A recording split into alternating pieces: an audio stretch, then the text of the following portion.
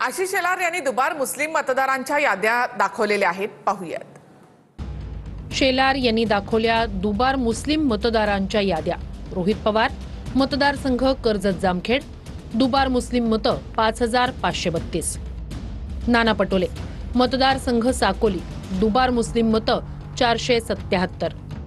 वरुण सरदेसाई, मतदारसंघ वांद्रे पूर्व, दुबार मुस्लिम मतं 13313। जितेंद्र आव्हाड, मतदारसंघ मुंब्रा विधानसभा, दुबार मुस्लिम मतं 30601। उत्तम जानकर, मतदारसंघ माळशिरस, दुबार मुस्लिम मतं 4399। सुनील राऊत, मतदारसंघ विक्रोळी, दुबार मुस्लिम मतं 3450।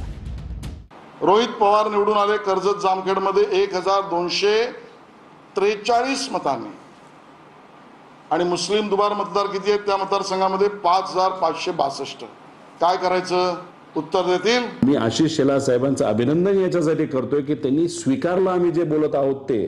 काय स्वीकारलं त्यांनी स्वीकारलं आहे की दुबार नोंदणी झालेली आहे। याला धाडस लागतं।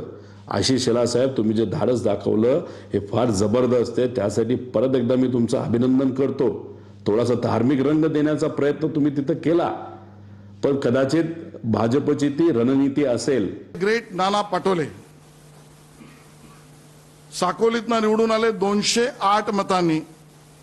त्यांच्याच मतदारसंघामध्ये मुस्लिम दुबार मतदार 477। करायचं काय?